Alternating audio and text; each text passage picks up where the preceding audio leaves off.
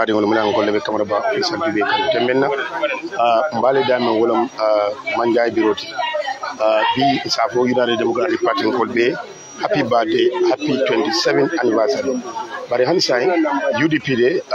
alfalle soto ina lon ka ko wala si fem fono UDP la photo a folota nyaadi mune hammin ku yatina UDP wilta anin bi UDP mune achieve no ila nyin sanji mo ani worwulo kono ni atra ko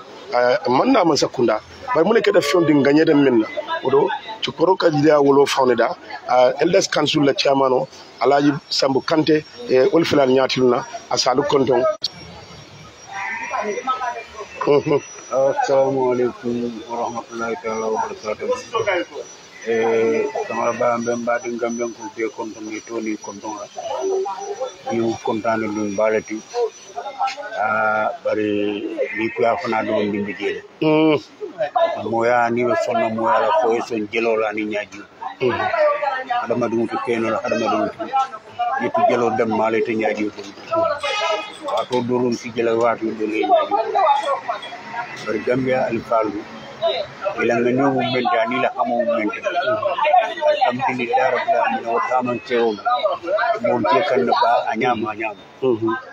wato ni al fa jamal lu sonta men kafo londi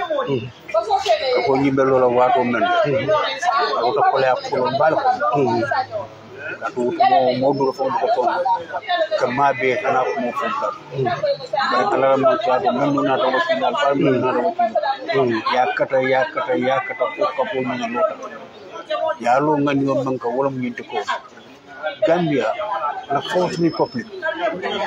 do ko men kata Gambia be Gambia dawda force ni public ni dara be bara do ko tole Gambia dawda ko do ko kende bal mon kat fo alhamdulillah filal salo albe men fanam fola de fo le atina e sojer ya wuto o sojero le na nyapi ko kadde ko men kan ka ko dunia bondi al falti te ya ko nimmen fero ko ngin sojero ni ngola na banko malla fu men no minaji o kamara alinga wuli ni fero ko banko ni kon bi ci na fa ko di tama ani mamadan so ngene ngimma kam ani o daji ka kendo kam wole al falu amin na ta pati wollo pati ni mo yalon ko la tora aba United Democratic Party ba Sambou toñala bari wato do la kumo le ka kumo bondi kabra lota bini tata jube al kideta wol bi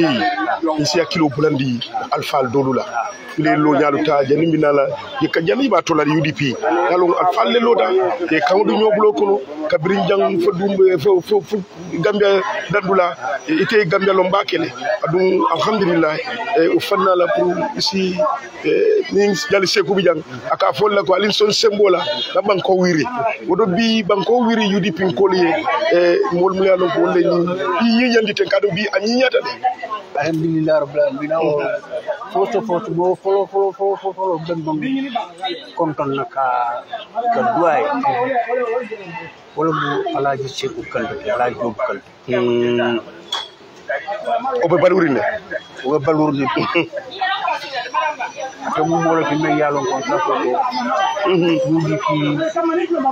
yes, they are writing too many noise. Dia mula UDP dah udah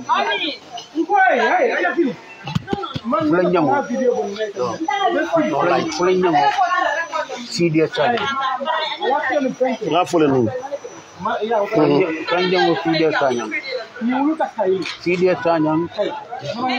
Sidia Channel penaga mula kono me yalong ko alhamdulillah rabbil bi adaman rabalu Jallo Sane wolo lamin OIC farmer let keba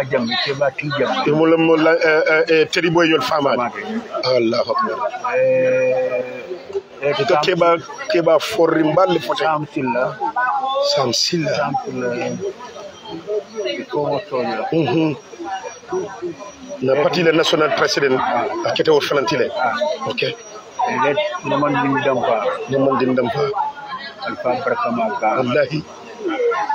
mamandin dam fa atalla muso mu aja jambandin dra Banjul ranjango asal musa kamara ifawna boss defawna boss alifa cendo me yalon ko cendata anamanan travel centimetres to asundomo alifa me yalon ko ganyo senata ay gambe diwbe la gambe diya ko nyandi anamanan ko Allah akbar kamar bangil cida ko PPP ko mu di ngamira me funga bojang kadu molbe safero le ko noise ngata kono do jara ngamira wolbe sone ala nyot ngara kono do ala ko do drum na minarin bi no everybody is saying ko alben noise kan yilebe noise kan these are the noisy nebo siara re these are the noisy de bar ngala ko be sewor ne lu woni ne yo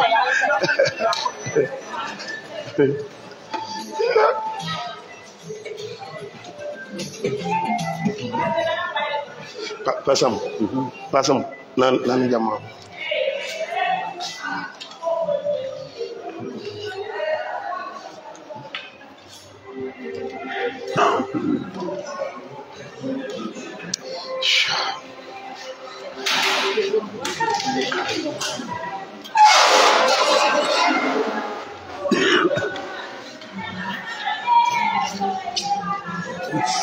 Balalen siro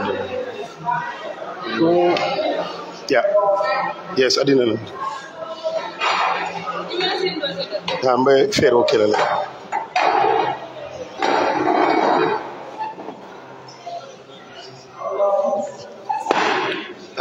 oh my god jam fana man beta because sanko okay ilambo malale yeah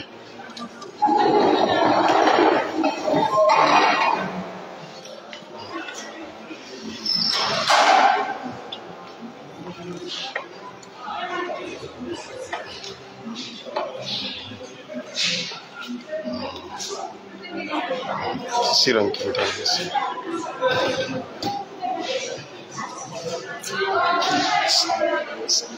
so full siran kita after one of these chairs.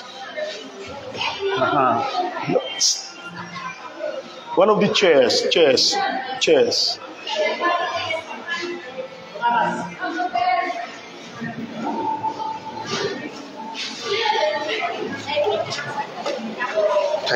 Thank you so much. I appreciate it.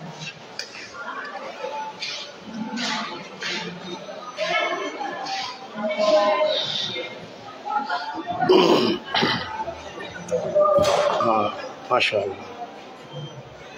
Yo, Sambou bismillah. Comme mbato dame wolom wol military di bela bosto ngira the late former vice president ngira 𝒂𝒄𝒄𝒏 yow fana ko fo wol dulu bebu founder member lati ko 𝒂𝒄𝒄𝒏 na hatilo bakam ata fola kafungi moluma o kata facility balati kafungi because atla piso mo jamaru sambanan kamen bundi ni kafu o kamala kafungi atata tenni kambela alfaso do ni donc du men yalo lumbo to baba to gambe o leddanta e ni kafo ibe ni fula wato ni kebal jamaatu bi to wonke funding kit alfa ya ko to moy bela ko fula 1995 96 atara autumu imanke dindim falanti bari musa fo keba bankola hamuti tarle fo kebale bankola hamu soto la ban alimun dalila kam wala bankola hamu soto le dalilo kan o Gambia keno apantu banko de menyalo ko dunya fana banko ko to nyaat mo Gambia ko wala ngam an ngani mo ajiko sama man fana bina Gambia o fana ci ko mo de menyalo mo e di ci kontane to Gambia tatale ya da tatale tamata nyama ko la bon tata foni ci bokala Gambia la nyaato ko nyala Gambia kan bi e cinkapo o beta dam cinkapo bari in ketumolu nata dum ketu ko tembo ye problème o samana wala ba ñaato ko ni ko disconnecta ka be funi baro tembu ibilin tale ka ne funi pour ito la patona intret ko so wonna man la gambela so bolle atina fo kampa duda so darol ni tapan ko kay banko tinin kuma sayo keda democracy all the best Africa. Gambia is one of champions for the democracy. So ni jama ban democracy in the tempo understand. Because in don't democracy the democracy form data from a human rights chat Raymond Soklo Munadari. Friend wado manjam fa bay executive fol friend bina bari ngada na men tumbo wulan ala kusenoti sanjim won ani worula abi sita ngam miran ko Nelson Mandela sanjim woni worula abe soronde premier fuñu bara banko bondi adu utenda go fana nada ala ya sita la sila la ko sita sanjim woni worula ni sanjim woni worula ma tombo ngata ma tombon do ngata sikale aben ka ngata yaro yembe tombo jolo ndam mo ni mun to leta ni ngata sikale aliya lon kaya diati ya kulate to nyaju fitala muta di nyaju fitala ada sondal kababa woni bitema alaji ni ken namana penken to samme ko ay bisalindil namana tama nyajala men ci jutunda namana ma nyajala men sa bisal nala to be du mo ngaka ite to fello ko mabo ni ngata salamo kam do be la ta bara namana ko abe nyato do ma so we UDP men bata min betu Gambia ada madin be jawru nana te jeyro kala bari ala talla mo ko ya interview ala mo ko ya mara ci ko ala be men ci la ko UDP du tabata men te ko bata be kayro bi Gambian ko go wala ko fo mor ko ka ko démocratie la be dem be créé bar bimbe UDP ci la ko mo nana sanyi mon ami worowla bi ani say aliaje ko Allah tata man sakunda so amanna patio toyal follow ka president dundi ka fona ko United Democratic Party la mun nan sal me fene ni ngam ko yo alban tankaro man ni ko tan banko jampal ko so banko nyanta men sotla mo banko daji ka kendo mem debe gambe ja beltina promo mem be banko ko nga beltina di dingte mo faata mo baata mo alfaya mo tutu biya be non di dingu mo ko ma mo Gambia ko ni ci dadle magla fenna ani alay magla lay la dafa nawum ko do min mom ko to do data ko so kamala wadaji ka ci fal dum men ko janna daji ko to la daji ko ni na traditional movement borom ni ko alfalu bunya ngira ko dilo dindu ngira ko to so ni na tay do kale ba destroy kam kon panangan na ko interview ko kamala ko ngaw fero ko dum ko yakam do to wala yakin de bonyo no la tele alaji ko ci anna tra de change clinic la change la zaba na saran na konyo ko ali la hidu mun ngati mbandile sali yampani ko fona ma fo ko bo wala kala bari sa mira mo ko ba no la fonta mo ci lawo mi bari biya be tembo men an bukati wala sa ko tan masha Allah abu ni kuma ta je bari tele mu alfa kafo mo be patio ni to tilma be nyaatu ko alfa dawda tilen ya korol ya mar labati nim advice bi ala Usainu Bulu abala national president Bulu abala deputy party leader Bulu abala any executive member Bulu itele mo woti moto bi bayri bi ali patio wafi asanta fafula ren temboto mun be kila ila maroti pour del bari del dindu candidat bari do masha Allah ba do ba ngalo ko duwale e wati soto daw dumo nal kalbe mo founding tombonna al wurula sa danka ni ngi jije sikete bi ni mol be ñoo sabal fel ka bala alhamdulillah le fitinan te duwale jabita do ngal kam borom ko do aja bolum ko da na bello mo clean ci ga fi ni musul le kalo bari ke du ngi du wala fana gna du ko da fa ya moy kabilo bu tinga ga fi du ya moy sato kabilo le kaw so ni mu ko fana nga ci o balbi comme même ni fa di yerdo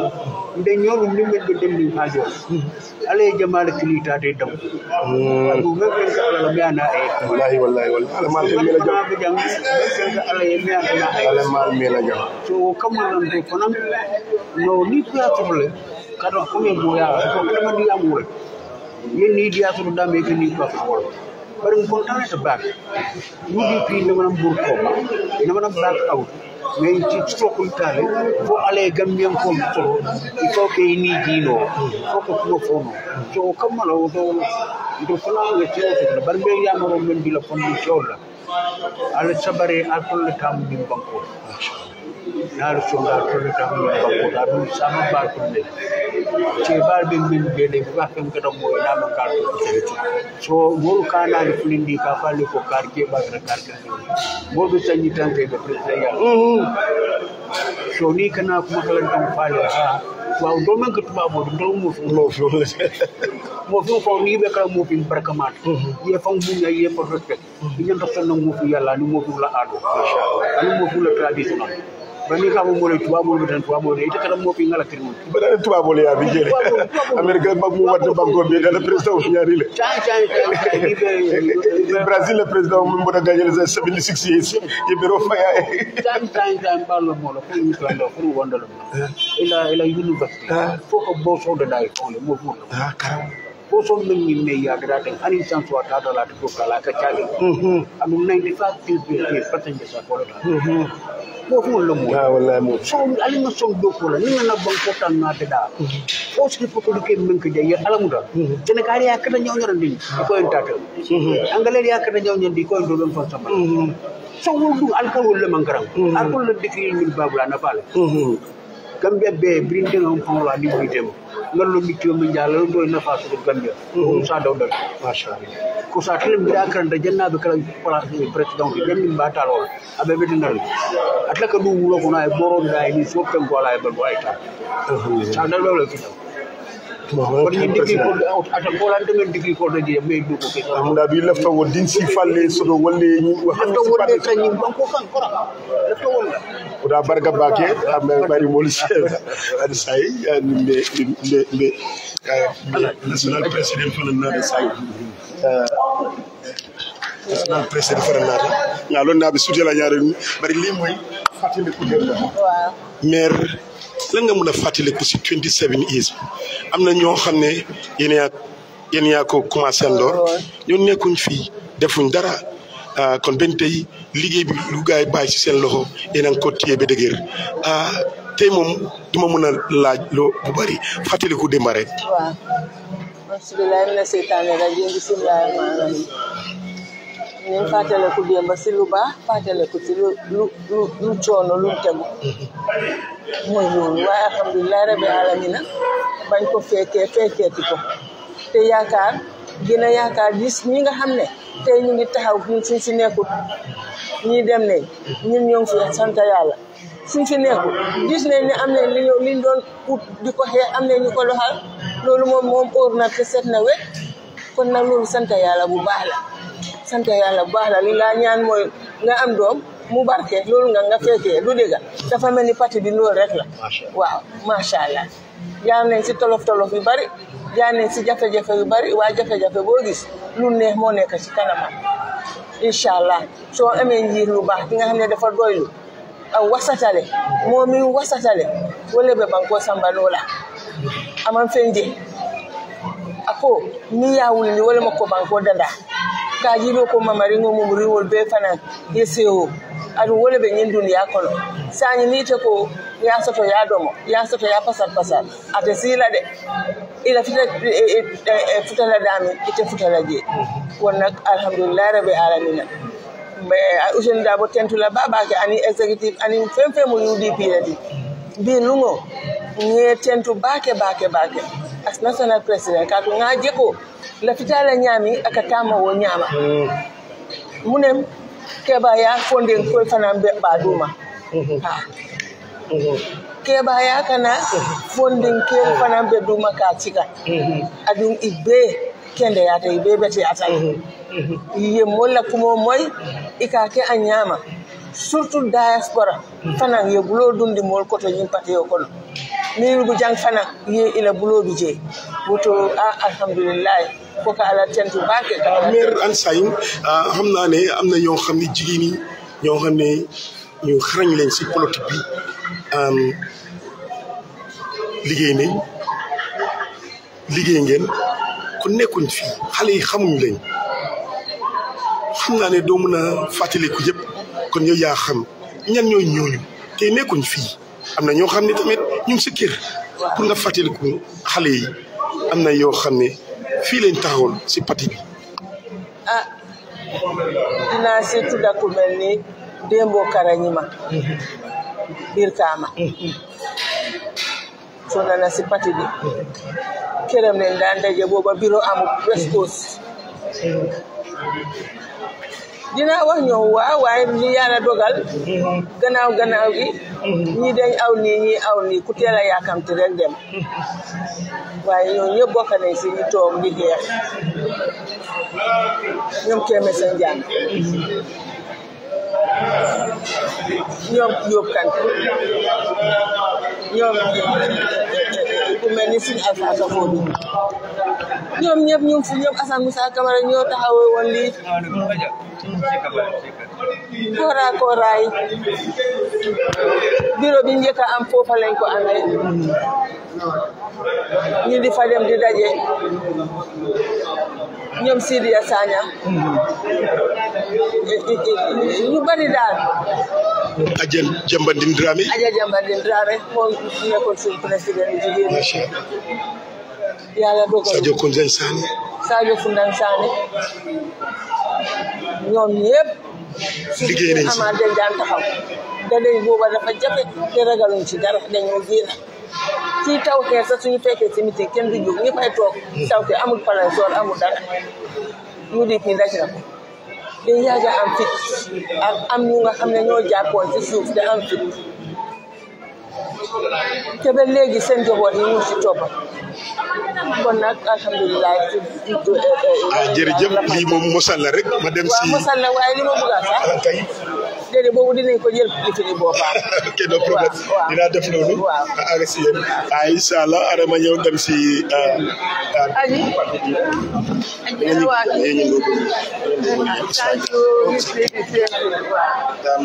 deputy party leader fanan ferendi ana dañun temben ne say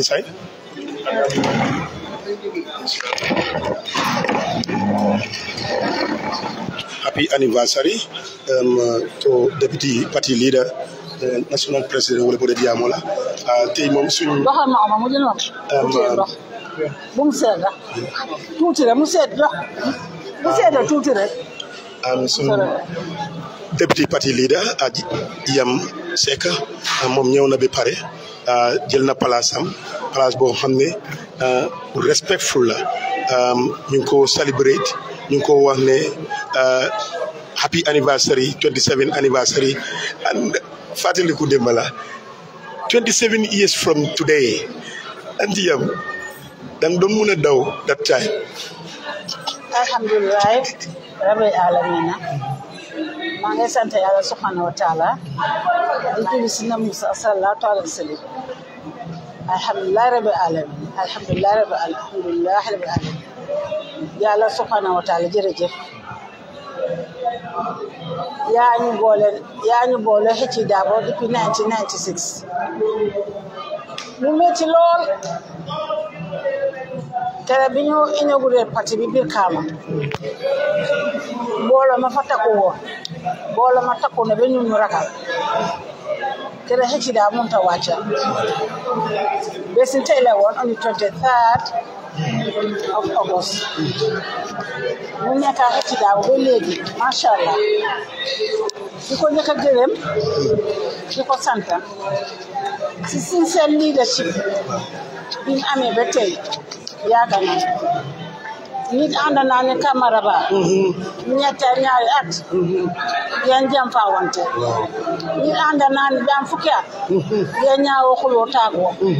nit ànd naa ne ba man fukki at a ñaaw nga mere ko toog moom mere la toog waaye macha allah li xew ci mi ànd bu yàgg bi la dëgg la ànd bu yàgg bi dëgg la ñu ne kuy fàtte démba baaxuloo te man wax dëgg ma fàtte démba may gërëm xëcc daa ba surtout jigéen ñi United Democratic Party yëpp si ànd bi ñu ànd ak moom boobu ren tey te nangu ñoo jiite jox ñu suñ cër xam ñu yëg ñu di ñu faale di ñu neemeew xëcc daa boo Camara Ba dafa am lu ma seetlu si moom yaay compagnie bi ko woo dina jaar sa tur sa sant youth ñi de bu ko woo dina jaar sa tur sant supporter bu ko woo dina jaar sa tur sant macha allah loolu yëg la ak may mi gannaaw ma waxee xëcc daa ba loolu jikko mi dafa di ma àndaan may gërëm ñaari jabaram yi parce que loolu jën ndox ñaari jabaram yi su fekkoon ne dañu ànd ak xëcc daabo te faalewuñ ñu dina métti waaye wax dëgg yëg nañ ñu faale nañ ñu man di leen gërëm leen sant si ànd bu rafet bi ànd ak xëcc daabo ànd ko ñu jërë leen jëf aji maye ndur daabo aji sagi daabo ak di daabo famille yëpp entire daabo famille man di leen gërëm leen sant mënoon nañ ñu jaxase ak xëcc daabo waaye def gis nañ ko détail jabar kilifa di jaxase kilifa ak nem jiite waaye ñoom dalul leen bon jër leen jëf di daabo famille li ma wax mooy Camara Ba nañ gis ba léegi yombul woon lu nekk daj nañ ko te li métier ñu di pi la dal am nañu ko bañ a dégg nag waaye loolu dëgg la li métier ñun la dal ñun leen dóor ñun lañ rey ñun lañ daaxee ci palaas yi suñ caamen yee suñ doom ñoo daw dem bitim réew yëkkil na Yaya Jammeh UDP member si nga xam ne ñu nantis ba léegi ñoom ñëpp de have their own story to tell in a different way ku nekk am nga sa naxar xol boobu xam ne mën nga ko fàttali ku di ko wax bi gën a métti nag mooy ambush bi di 2000 beneen bi gën a métti mooy suñ dajee Yaya Jammeh Tabakoto beneen bi métti mooy suñ attaque bu Njabakunda bàyyi la seen laamin di lii yëpp am na dentin bi ambush bi that was at the initial stage 1996 dañu amoon rally Banjul amul permit lu dinaa ñu permit xëcc daa boona amul permit ma ne ko na am ci ma diggante yow ak Ibou Ndaw ñu ñoo ko yóbboo ma ne ko ñu waa Banjul dañoo def suñu rally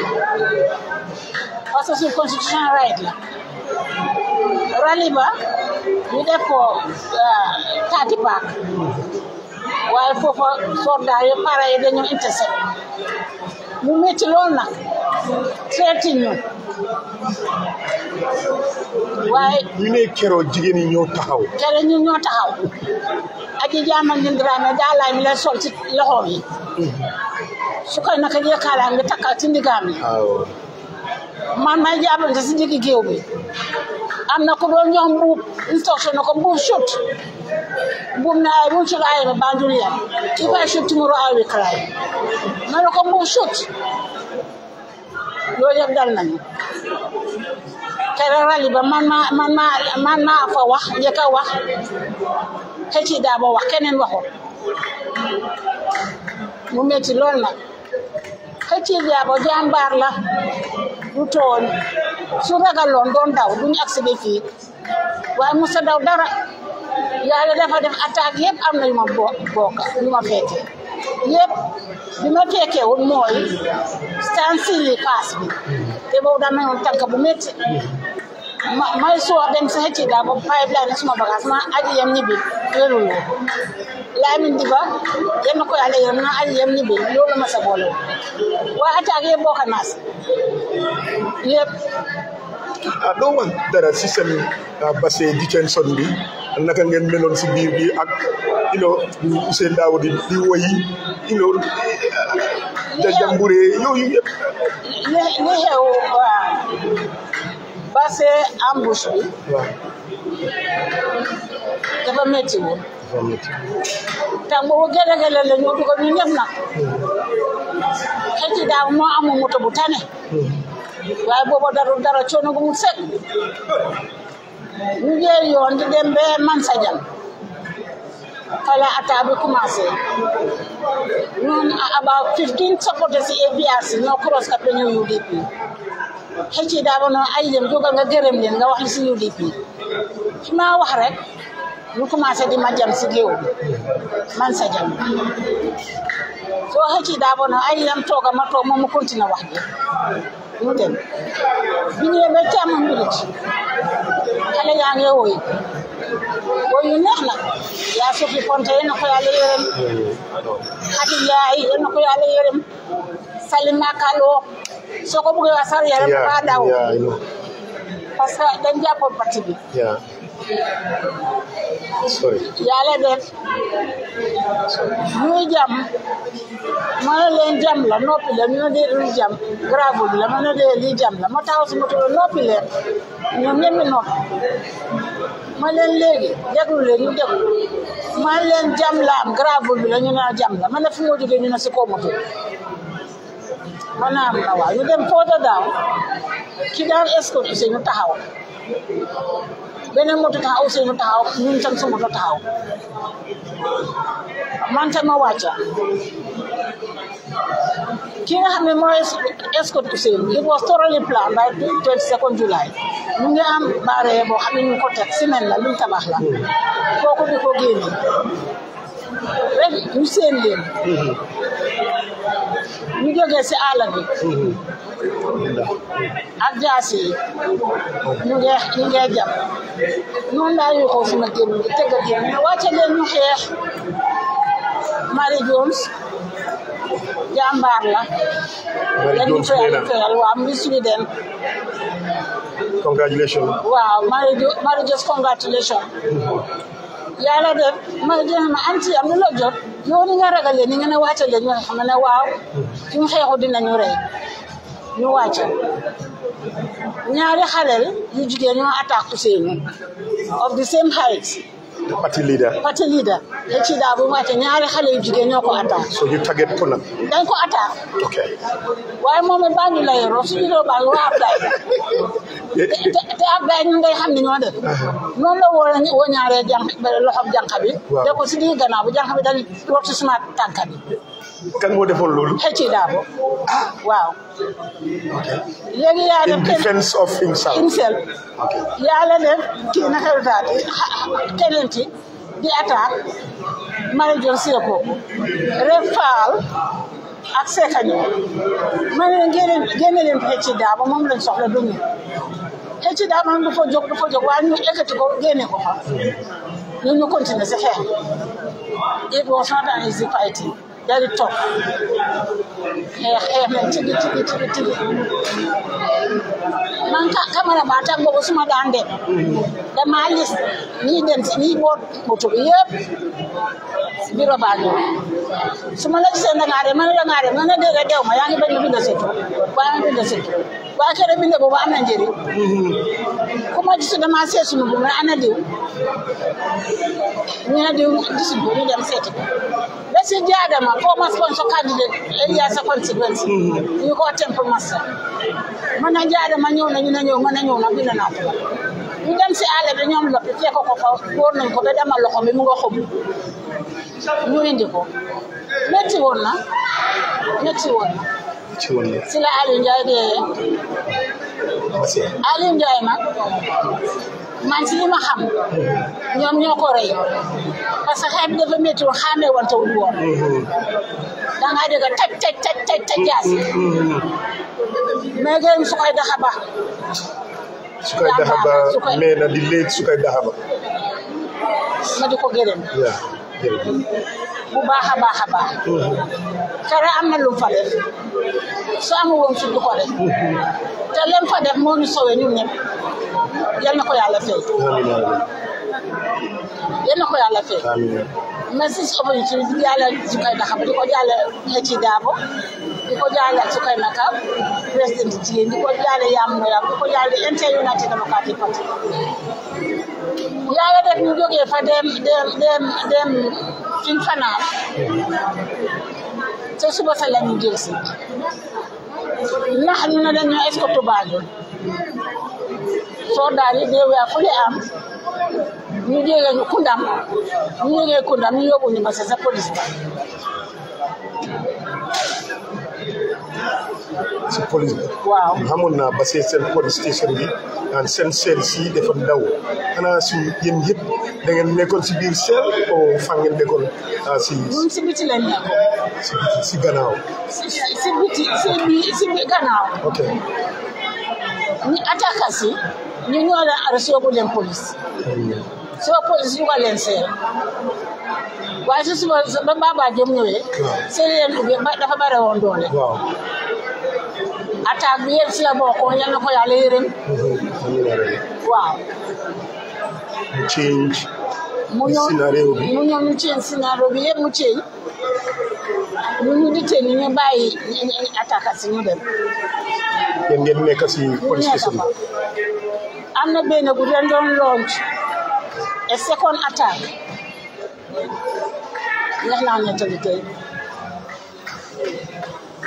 fekk dama toog ma gis si moto yi si biti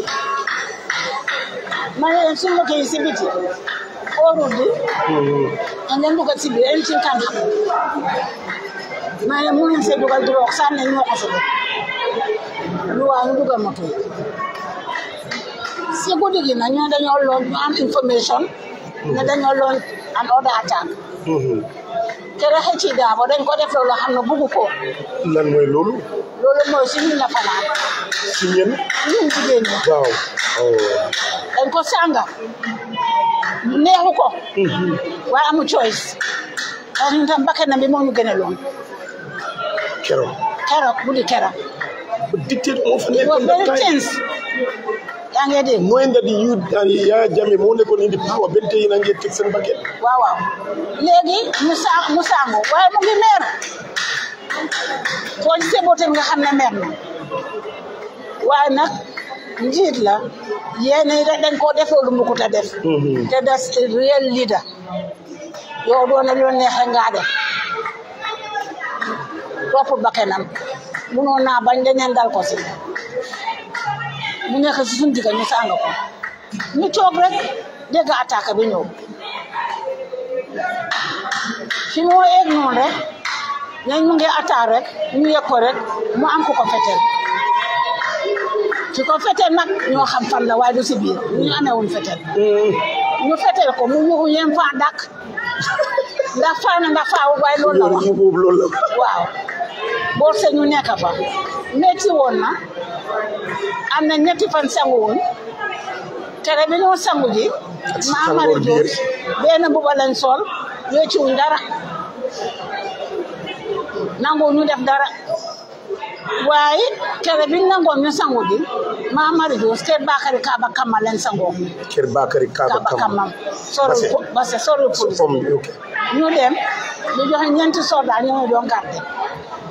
ma seet ko ma ne leen ñu def te dañ rey ni ñu tey na tegg ñu xam ñu mel ko ñu reyu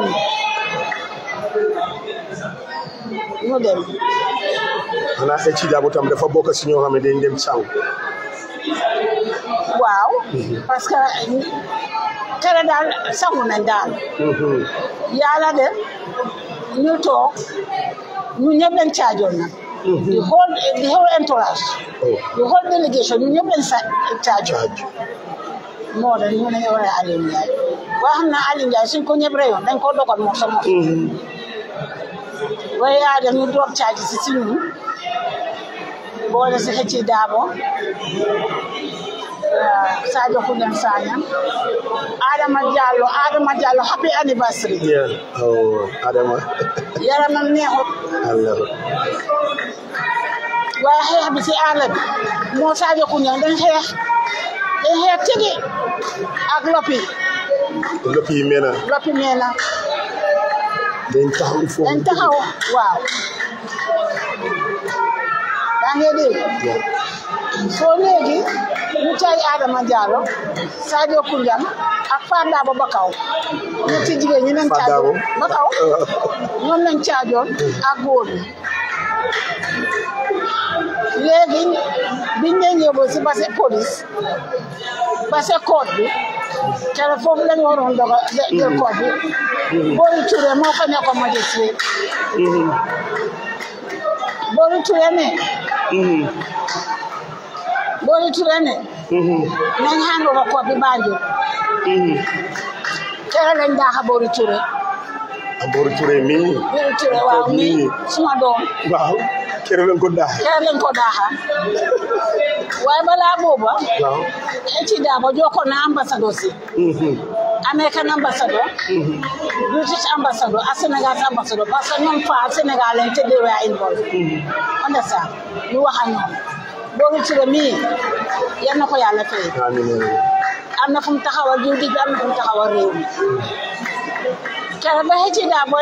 dem Banjul moo ñoom Adama Diallo dañ ko ubbil moto dégg naa neexuma fa nee na moom na toog si moto bi aw sey na déedéet ñi ma àndal ñu xeex ma toog si moto bàyyi leen si gannaaw mukk ci dugal laay dugal fan leen bëgg na dugal ñooñu sa troc lañ leen dugal troc ñu indi Ousseynou moto bunda taw ñu indi ci daa ba moto li na si dugal ñee sa troc ci daa boo ne jënu leen troc bañ dugal la ñoo dugal daa boo jërëjëf yaa ñu ñëpp am si parti bi ñu nga faa dugal jëlu beneen moto comme ko jox moto bu am combine moom mu toog fa ñu ne du fa dugal fu gaayam nekk laa dugal léegi mu dugal fi gaay nekk sa troc ba taxaw si kaw ñoom ñëpp métti na taxawee ba se ba Banjul si taw yéegoon naa mu doon taw léegi bi moo romba nag mu ngi woy waaye lim doon woy mu doon misaal ne koor bi fooma nañ ko ñu nga dem Banjul ma ne su koy naka Ousseynou nooy woy foofu dafa play intelligence waaw ma ne ko xëcc daa boo ngay mu ne ma woy du xëcc daa booy woy xamuloo li nga wax daa soon ma ne ko mooy woy man naa di dégg soose dina xëcc daa boo ne foot bi fooma nañ ko fi a bàyyi ñu nga dem Banjul woy kañe lem na doon def yéen ñu ko yàlla fayal c'est que mu ngi bëgg a transmit message si yéen waaw de si la woy noonu waaw waaye message was very hard dégg nga woy dégg nañ waaw and you act on that waaw so moom mu dem ñoom ñu dem ñu des la il faut nga yëndee ñu ñëw ñu bëgg a lool ñu ñib si ñu bëgg a lool am other attack si yoon bi waaye yàlla dimbale Njaabakunda attaque ñëpp a xeex Yankoba Touré suñ naato Njaay te réer naato dafa réer xeex bi moo ko def moom moo doon Yankoba Touré ba nangu daal la Yankoba Touré bi téye ko ñu bàyyi ñu miti boobu it dañ na xëcc daabo waruñ faa miti na wàññeeku xëcc daabo woon leen ne de miti dafa am te parce que itinéraire bi fii lañ war a mit Njaabakunda he was very strong and firm fa la miti Camara ba ñu war a wax bare dafa bari te moom mosal la rek moo tax may wax ne United Democratic Party you should write a book so those who don't know will know suñ liggéey bi ne xam duñ toog si liñ liggéey rek nañ jéem ñu bind book ba mu commencé 23 August 1996 ñu jógee si 2016 gis nga ni mel 2016 mooy yëpp nag 2016 moo gën a métti yëpp mooy yëpp waaye sant yàlla parce que yàlla jàppale nañu def flag bearer bi jóge si UDP yàlla jàppale ñu dem to as a party am na benn fatigué ma ko yoon ne ma aje bu leen dem to ma ne ko dañu dem to we have to put the house in order and very much in order mu naa ma naa ñu dem to market Adama convention bi ñëw ñu gagné convention ñu yóbbu ko to si coalition waaw Adama Barrow dafa am grateful parce que 14 April si solo sanda génn boo 16 April xëcc daa ko génn ak ni mu àndaloo naa ne Kadamar Revolution amuloo génn mais ñu complété Yaya Jammeh waaye ñetti génn yi moo fi génn Yaya Jammeh may gërëm xëcc daabo di gërëm jigéen ñi naati Democratic Party kere bay xalaatee Kadamar Revolution atal exécutif dama toog rek xalaat ko ma ne jigéen ñi UDP dañ war a génn dara bagage si waañ ma xalaat ko dem sa exécutif boobu dañ tëjoon bureau yi en meeting pipeline ma wax ko ma ne cunguwaar moo saa yéen ma ko yàlla fay mu ne ma aji yam cunguwaar weapon la weñ la mu ne ak sa na ngeen amee weapon ma ne ko bakku mu ne ma dee bakku itam xankala ma ne ko tone xanaa mbaatu ma kalama mu ne ma mbaatu tubaab yaa ngi am yooyu baax na Alaaji Daabo dal di ko def si internet bi te pareegul sax na Kadamar Revolution on the 9 mi ñu jëndal suñ mbaatu yi tax boobu mbaatu dafa jafe MS Demba mu ngi àllaxe yéen ma ko yàlla fayal MS Demba jëndi woon mbaatu yi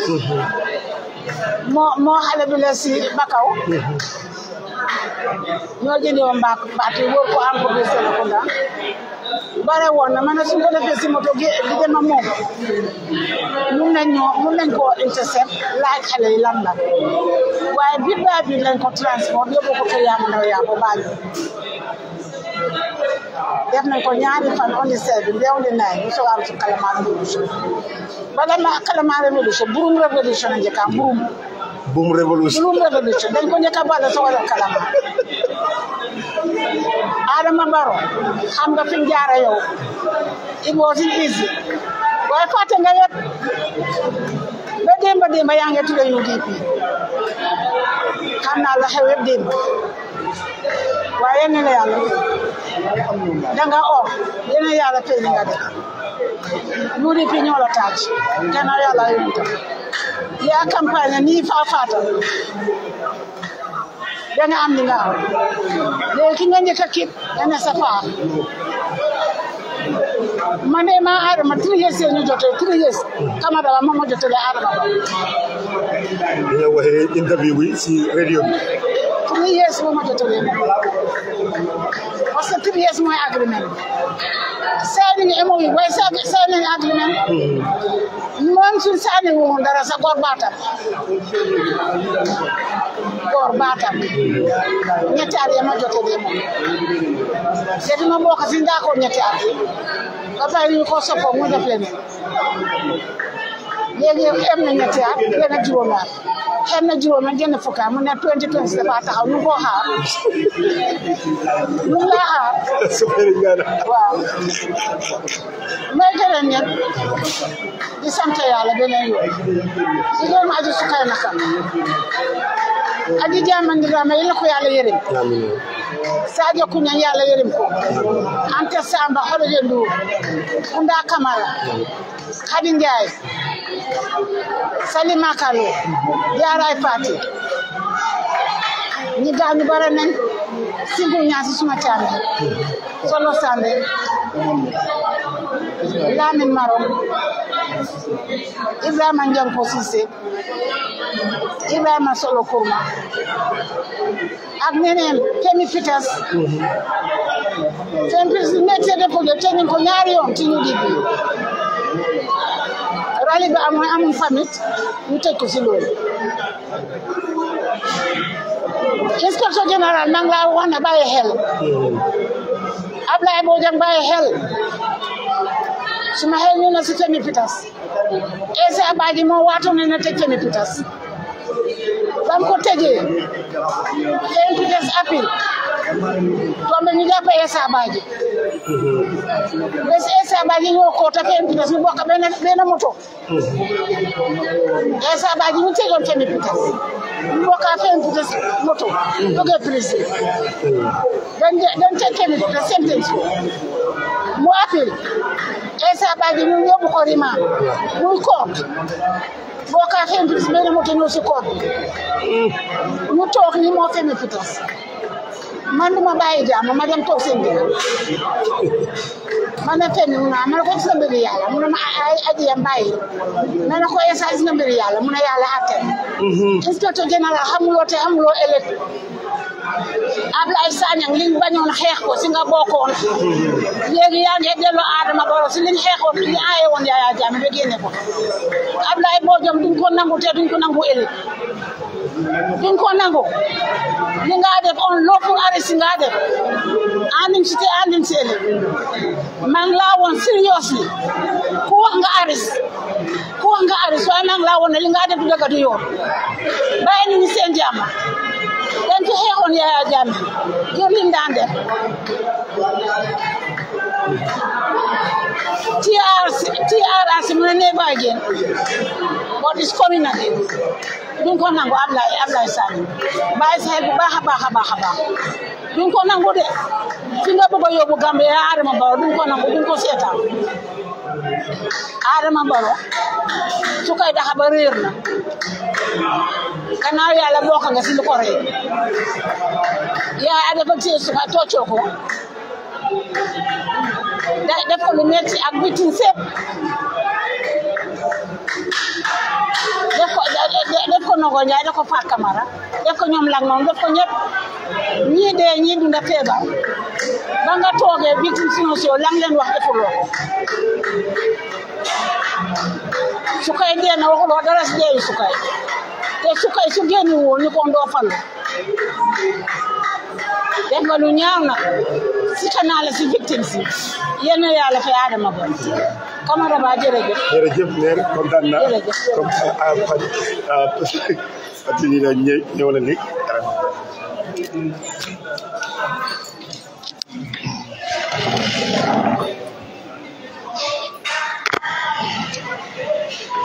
wow, Fatou has just arrived and then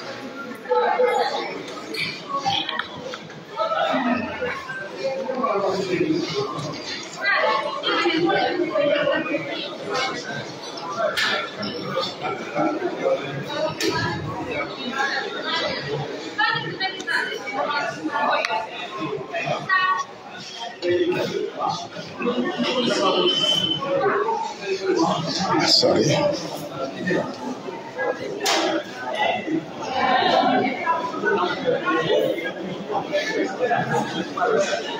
Karfa.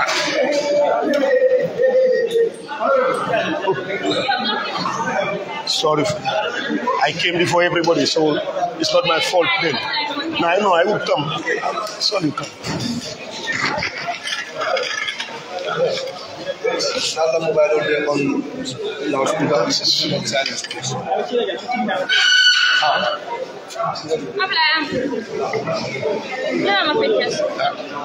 If you come late and you mount late, you didn't put position well. That's it. Mostly we all be here, so that's why. See, I don't have a good position.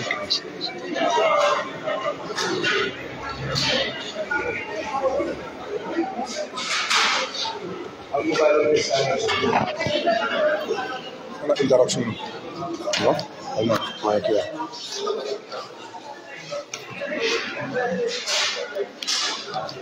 The mobile.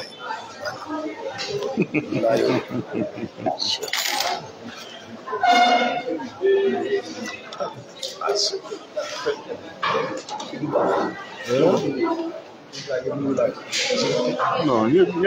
this one. Are you all seeing journalists here? Pass on. The days is always. You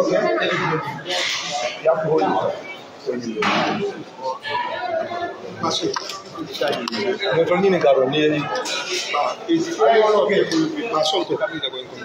Yes. Everybody's coming. I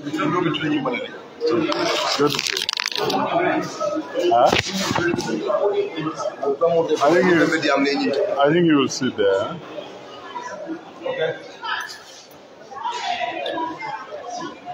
Good afternoon, ladies and gentlemen of the press. On behalf of the Secretary General and the party leader, His Excellency Alhaji Ousainou Darboe, on behalf of the National Executive Committee of the United Democratic Party, on behalf of the Central Committee of the United Democratic Party, and indeed on behalf of all the members of the United Democratic Party, we are very honored and very pleased to welcome the media and by extension the entire nation to the 27th anniversary celebration of the founding of the United Democratic Party. Today is a very significant day in the constitutional, political, and economic history of the Gambia, because it was on 23rd of August 1996 that the United Democratic Party was formed. It's a day for reflection. It's a day for taking stock. It's a day also, sadly, for memorials, remembering all our comrades who had passed on. And very recently we have been bereaved because Honorable 𝒂𝒄𝒒 passed away a few days ago. So I will indulge all our members present here and members of the press to observe at least 1 minute of silence in her memory and in the memory of all the dearly beloved who had passed away this year.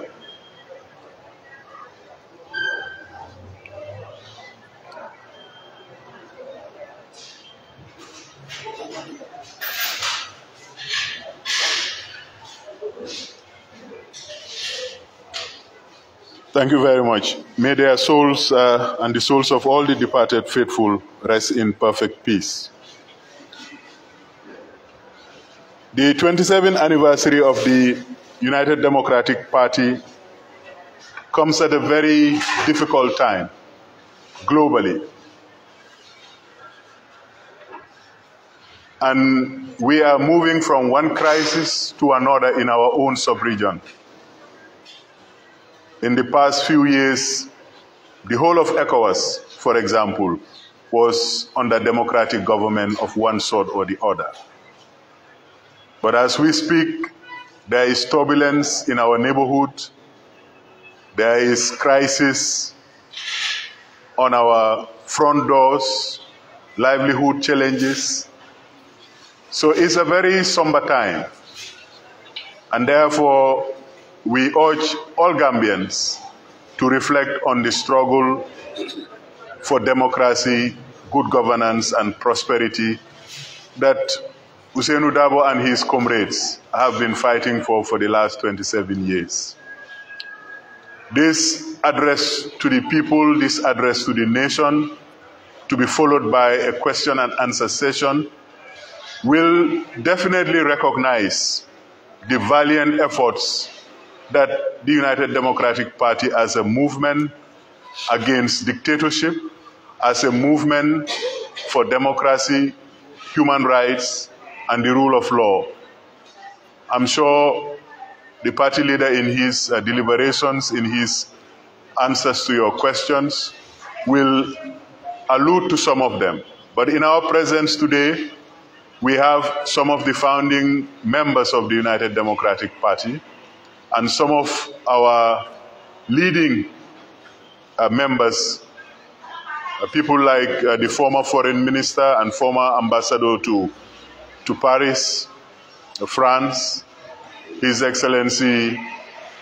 Dr. Modu Lamin 𝒂𝒄𝒄𝒏𝒏𝒆𝒍, His Excellency Ambassador Ibrahim Mane, His Excellency Mr. Larry Sise, former Secretary General, and indeed all the distinguished members who have made time to be part of this year's celebrations. Of course, I will recognize the Deputy Party Leader in her capacity as the mother of the party, the mother of the nation. I will recognize our National President, Aji 𝒂𝒄𝒄𝒏𝒏𝒆𝒍, in her capacity as the people who were standing beside UDP in 2016 when Ousainou Darboe and his brothers and his sisters were taken to prison. A lot of people thought in 2016 that the United Democratic Party is dead now. So we are grateful to the women leaders and the leaders who stood for the restoration of democracy in the Gambia. We cannot name all of them. Some of them have made the ultimate journey, the journey that has no return. We remember today the likes of Femi Peters, the likes of Lamin Dambudiba, the likes of Anta Samba, and several others, I'm sure, in his tribute to his fallen comrades. The party leader would be more precise. Some of us have been official members of UDP for a very short period of time, but we understand, we appreciate the sacrifice that have been endured over the last 27 years. We recognize that since 2017, some of the democratic gains we have recorded as a country and as a political movement are beginning a backsliding. So this celebration, this marking of the 27th anniversary is a very reflective one. It's very poignant. And we hope that the messages that will be shared today will not only resonate with the media fraternity, but will rouse our compatriots to the important work that still remains to be done. The leaders, their sacrifice and their work shall not be in vain. Those of us who are alive today have a responsibility to take on this task. We need to talk to each other very seriously and very honestly. This country needs a serious conversation. A few days ago, we saw a friend of the Gambia in Muhammad Ibn Chambers coming to try and revitalize the constitution-making process. But we have to say very categorically and very clearly, this is a task that the United Democratic Party has consistently referred to and has consistently called for a national dialogue, national effort to unite our people for the struggle to establish a democratic and a just society in the shortest possible time. I thought I would start with these words of introduction and preparation to set the right context before the party leaders' deliberations. We hope, as you always do, the media, you will broadcast these messages, and these messages will be said in dark places as well as in bright places. That is a message for peace, it's a message for unity. And on the behalf of the Executive Committee, I wish all of you a happy Founders Day, and I welcome the party leader, the Secretary General, His Excellency Alhaji Ousainou Darboe, to deliberate on the importance of 23rd August in the history of the Gambia and in the history of the United Democratic Party. Party leader, welcome.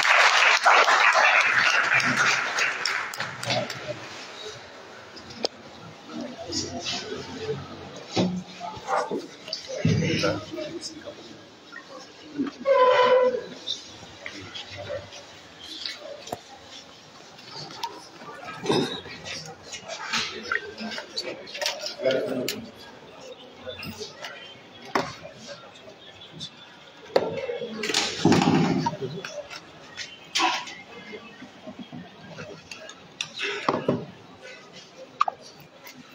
yes.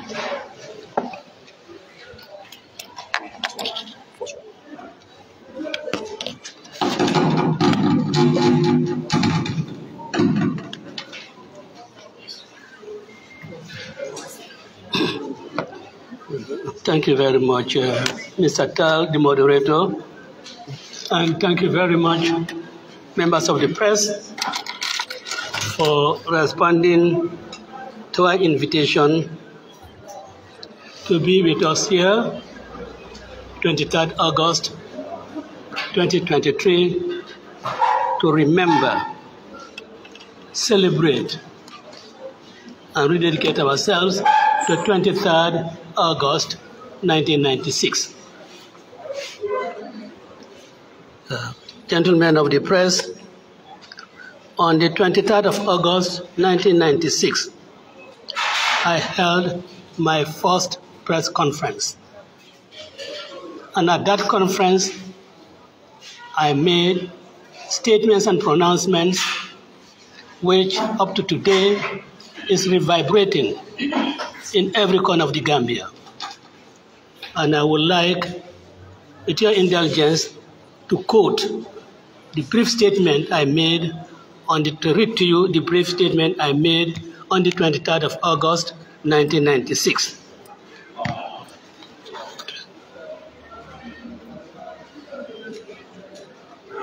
So, there's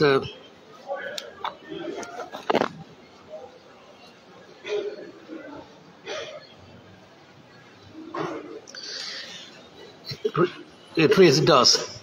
the recent ban by the AFPRC government on certain political parties and persons has introduced a grave and serious dimension to the body politic of our country. Until the introduction of the ban, the nation was relatively happy with the progress being made towards the return to democratic civilian rule. Following this ban, and desirous of sustaining multi-party democracy in the Gambia, a large number of concerned citizens from all over the country agreed to form and register a new political party in the interest of democracy, freedom of choice, and association in our dear motherland.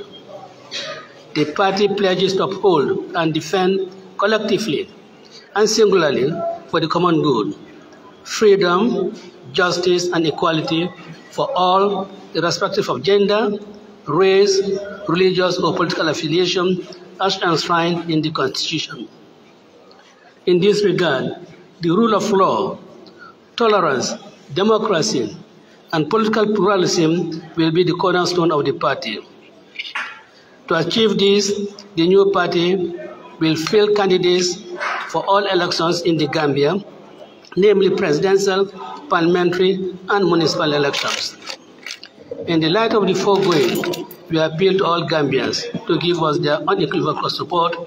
in our struggle to restore true democracy to our country. We hope and pray to Allah, the Almighty, to guide and protect us in our quest for the advancement of peace, stability, and prosperity in the Gambia. It is our firm commitment and conviction to work indefatigably for the transformation of this country, the Gambia, into a haven of peace and tranquility, equal to none the world over. End of quote. This was the statement I made on the 23rd of August, 1996. We started that journey with several people. First, under the presidency of Ansumana Diba, a founding member of the party. Then there was Amadou Kora. Praise be to God, he is here with us. Agiyam Seka, Alajobu Kanteh, Ansundin Keta, Sam Silla, several others. The legion is long. We started the journey with Solo Sanding. We started the journey with Sukai Daba. We started the journey with Ibrahim Janko Sise. And still the journey continues. The journey continues with Amadou Kora. The journey continues with Ajam Seka. The journey continues with Lamin Mania. The journey continues with you, the ordinary Gambians. A journey to install true democratic government in this country. Our quest has always been for a good and proper constitutional order. A constitution that is responsive to the will and aspirations of the Gambian people. That has been the hallmark of our struggle. It was in the bid to install a Gambian constitution that Solo Sunday and his colleagues went out on the 16th of April in order to restore sanity in this country. It was on that day that 𝒂𝒄𝒄𝒏 also went out. So did Ibrahim Janko Solo, Ibrahim Janko Sisi. They all went out in order to achieve for the Gambia what every Gambian, those who spoke and those who are silent, to achieve it for the Gambia, a constitution that is fit for our purpose. Alas, they are not with us today. So we have to remember them and we pay tribute to them so that what they struggle for is an enduring legacy, a legacy that we cannot dissipate, a legacy that we cannot squander. And we have to continue to ensure that Solo Sunday death is not in vain. Lamin Diba was in the forefront of the struggle. We have to ensure that the unlawful incarceration of Alhaji Morisani was not in vain. We have to ensure that the torture, the harassment, the cruelty meted out to Fatoumata Jawara, to Nogoy Njie, to Fat Kamara, horrendous cruelty are not all done in vain. We have always wanted a constitution for the Gambia. And it is because of this, when the Constitutional Review Commission came up with their task to fashioning a new constitution of the Gambia, we worked with them tirelessly. We were very forthright and very loud in our demands that we should not have a strong executive. When we must have an executive that is controlled, you must have an executive that is working for the interests of the government, for the interests of the Gambian people, but you cannot have power centralized in one hand. A strong executive is certainly one that works against true democracy. And that is why we advocated for parliamentary control. That's why we wanted for ministerial appointment to really be brought to the National Assembly so that the National Assembly can scrutinize and put legitimate questions to the prospective appointees in order to determine whether they are really fit to be in the positions to which the president wants them to be appointed. There's good reason for it. After all, under our constitution, ministers are not elected by the people. Ministers are selected by individuals. You might have a situation where friends, relatives, and so on are appointed to the offices of to the office of minister. So there's every reason why Parliament should have a say in the appointment of ministers.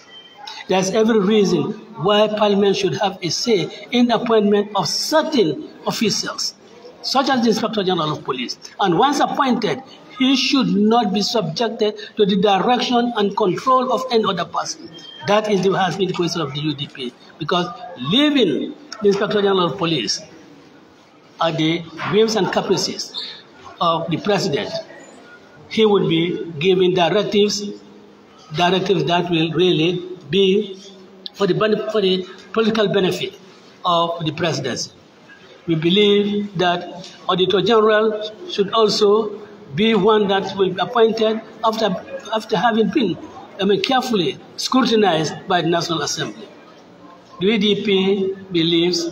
and continues to believe that only just laws should prevail in the country. Laws that are discriminatory in nature or are discriminating indirectly should really not operate in this country. There is need for proper legal reform. We have archaic laws that really affect our daily lives. archaic laws that affect our land holding system,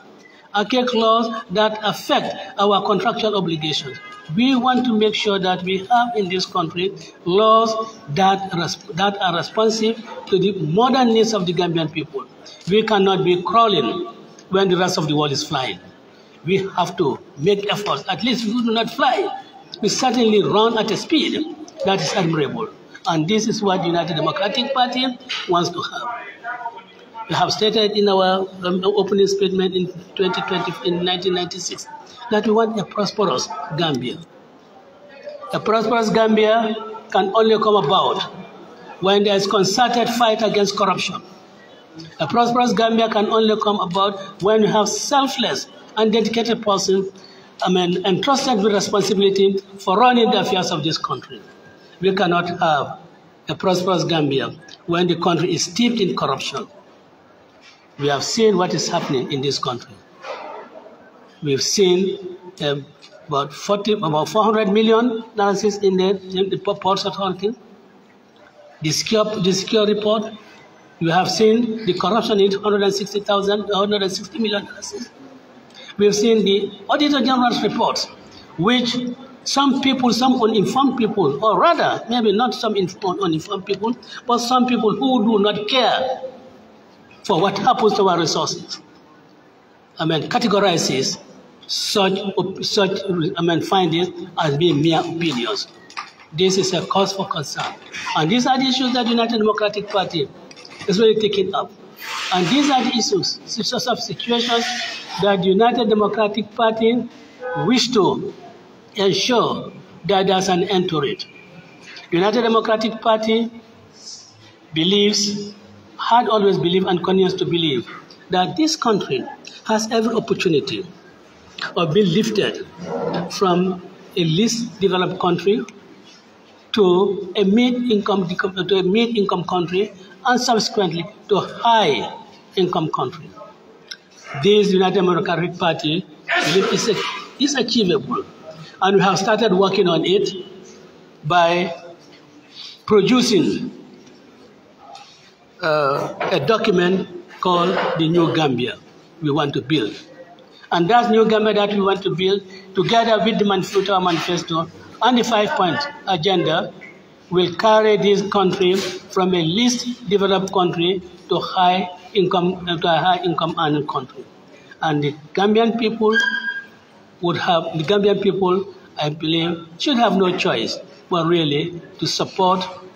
the United Democratic Party in our quest for a better society. Democracy cannot thrive without free expression, without freedom of press, as well as the individual's right to express themselves in any manner they wish, provided that it is within the law. We have seen gradually what happened in the Gambia in 2001, 2002, 2003, up to 2006, when media outlets like the Citizen, media outlets like Independent, how they suffered at the hands of the dictatorship. And we must remember, this government has warned us that, look, the laws that we are here, in Jammeh's time, the laws are still here, and we can use them, and they indeed are using them. The press is being gradually muzzled. We've seen what has happened to King FM, being threatened by the Bureau that certain actions will be taken against them if they do not conform to certain standards. What those standards are remain to be told. We've seen the cries of Kerfato that they are being deprived of their sources of income because they are being described and characterized as a UDP platform. But after all, is there anything wrong for any media house to really belong or espouse the views of political parties? We see the whole world over. In the United Kingdom, in the United States, in the free world, media houses, we've seen them are aligned to political parties. and they carry the messages, propagate the philosophy of those political parties. So 𝒂𝒄𝒄 is not a UDP platform, but if it is, what in a democratic society, what is wrong with that? Do we not see other media houses, radio stations who are very much anti-GDP? In their discussions, they try to create wedges between the United Democratic Party and its members, and between members of the United Democratic Party. And they extol them as being the good media houses. Haven't you seen them? Yet no one is saying anything about them. The freedom of the press in this country is very crucial. For without a free press, you cannot have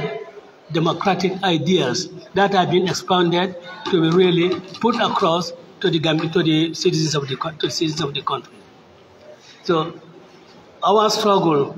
United Democratic Party struggle, since 1996, has been a struggle of ensuring that the press is certainly free in this country. The United Democratic Party's struggle throughout this country has been that there must be a responsible press, and I must say that the Gambian press has been very responsible. It is only that irresponsible governments have really taken issues with them, because this responsible press or this responsible media would not act in an irresponsible manner to support an irresponsible government. So I want to say to you, the members of the media, our congratulations to you, and with you, we'll continue the journey, the struggle, to ensure that there's absolute press freedom in this country. It is the stand of the United Democratic Party that such iniquitous provisions of the law, such as sedition, have no place in this country, in a democratic society, and they must be repealed. We are working with the members of the National Assembly in ensuring that the free press is really protected against seditious laws of the country. We believe, and that has well been our contention, that a true democracy cannot hold without an election or without elections whose integrity is unquestionable. We have seen from 1996 to now that elections in this country, their credibilities have been put in question. Even the 2016 elections, Yahya Jammeh has put the integrity of that election into question. We need to have men of honor. We need to have men who are knowledgeable. We need to have men who have integrity, in order that our elections will be certified as one that passes the test of integrity. I hear people say, you want strong institutions? No. There is no strong institution. It's the strong men that make the institution strong. When the men who are heading the institutions are themselves weak, when they have no moral fiber, when they can stoop to the wishes of the powers that be, those institutions themselves will become cowards. They themselves will become ineffective because the people managing them are not men of integrity. They are not men who have the moral fiber to stand up and say to an executive that what you are doing is wrong, and we cannot really tolerate it. You can only have the results. The only result that you can have from an election that is free or has been free from rigging, the only result you can have is development in the country. Development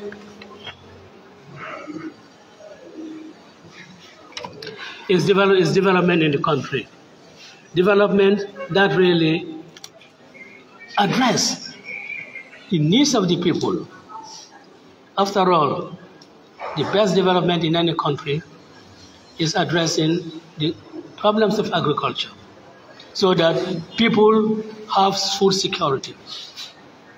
You must address the problems of education so that people could have better quality education, knowledgeable and better quality education. You must have a better health delivery system. We cannot really demean infrastructural development, but this must be secondary. This must come after attaining food self-sufficiency. This must come after you have really good infrastructures, good health service delivery. It must come after you have good education system. I'm not talking about health infrastructures that are quite important for better health delivery. But what I'm talking about? I'm talking about 4-lane roads. I'm talking about roads that are substandard and we've all been called in the name of infrastructure development. This country needs first and foremost proper infrastructural development in our health facilities, proper infrastructural development in our education, in our schools. We cannot continue to rely on Holland, Holland Foundation. We cannot continue to rely on them for building of our classrooms, even when we want toilets in our schools. You have to go to Holland Foundation. We cannot continue to do that. We must make adequate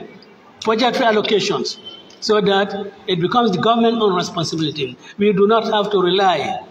on donors in order even to build toilets in our schools for our kids. We need to have a proper and good electricity infrastructure and good energy infrastructure. If Senelec, were today to withdraw their facilities that is given to us, the whole country will become dark. And can you imagine what that will mean for the Gambia? We've seen what has happened in Niger, with Nigeria, cutting off electricity supply. You can see what is happening to them. And the same thing, if Senegal puts us in a situation that we have to accede to things that we wouldn't want, and they've cut off and the choice is that either you do it or we disconnect you, then the whole of this city becomes under darkness. We have to be responsible and we have to take initiative and develop our own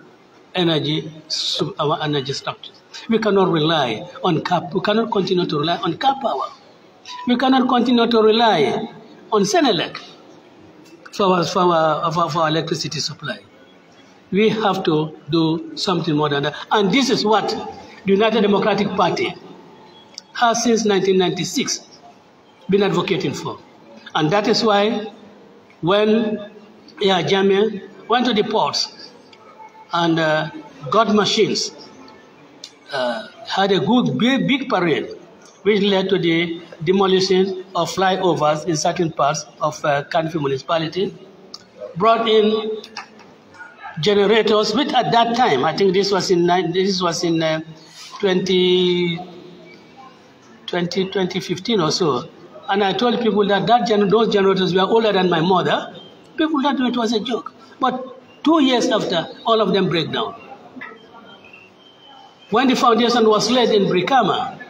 and there was the promise that the issue of electricity supply will be a thing of the past, it has never worsened. In fact, it started getting worse when the foundation was laid in Brikama. This is what the United Democratic Party believes, that you cannot have development, meaningful development, without having a reliable and affordable supply of electricity. This is why people like Solo Sandeng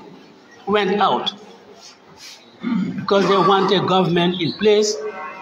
that will really address the wishes and aspirations of the Gambian people. This is why Shingul Nyasi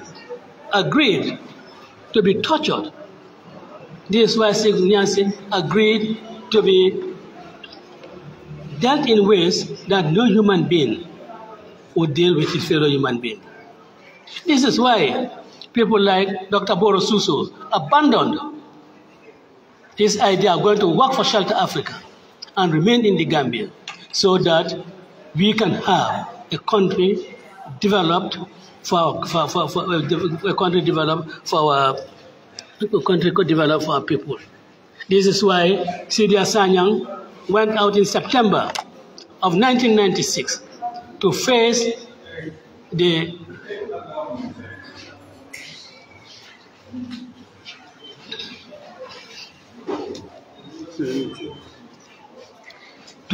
tyrants and had his finger broken. These people went out there to stood up in order to ensure that the Gambia gets the maximum support and the Gambia gets the real development that it needs. This journey that we started with all these people is a journey that continues. And we cannot do anything but really continue with that journey, rededicate ourselves that we in the Gambia will make sure that no situation in the world will adversely affect our food security. We must invest, and we must invest in agriculture so that such situations as the Russia-Ukraine war, its adverse effects will not really impact on us. We should, of course, make sure that the government keeps away from matters that causes inflation, so that the ordinary Gambian will really be able to live in the Gambia and live happily, live in the hope and in belief that he'll continue to remain in his room under the shelter without being thrown out by any hawkish landlord, that they will continue to believe that they'll feed their families, that their children will go to school and get the proper education, that their wives and they themselves will go to the hospitals, and that no woman will die in labor in this country. That is why we started our journey in 1996. And this journey, we must continue. We cannot conclude, but really thank the founding members, some of whom are alive. Honorable 𝒂𝒄𝒄𝒏𝒆𝒍 has just walked in. At his age, he was in his 70s when on the 16th of April, he went out and asking for the release of the solo Sunday, a champion of democratic struggle. He was there, and he ended up being in jail. Yes, he ended up being in jail, but he ended up being in jail not a felon, not even what they call a misdemeanor. He ended up being in jail for his country. I liken the people like 𝒂𝒄𝒄𝒏𝒄𝒄, those who went out there to fight for the independence of their country. I liken him to Enahoro. I liken him to Awolowo, to Obasanjo. I liken to that, and to Nelson Mandela, Giovanni Mbeki, and the rest of them. They stand in their legion. I also want today to salute the courage, the relentlessness, the resilience, the tenacity, the devotion and dedication of Aja Yamseka, who stood there in the facing the military dictatorship with all their arsenals and telling them that Yaya Jammeh, we will uproot you as cassava, as we uproot cassava. and it has come to pass. And so we started our journey under the presidency of Ansman Adiba. Ansman Adiba passed away, and 𝒐𝒊𝒏 continued to guide us under his presidency until he died. When 𝒐𝒊𝒏 died, Dembo Bojang took over the presidency of the United Democratic Party, and on the 16th of April 2016, he was the president of the United Democratic Party. And up to very recently, when he parted company with the United Democratic Party, and today we are continuing that journey under the leadership of Ajia Mundao-Yabo, and we congratulate you for really being the mama, the auntie, the everything that you have been for United Democratic Party. It is you who have given us the courage, have given us really the courage, the enthusiasm to go ahead. For without the leadership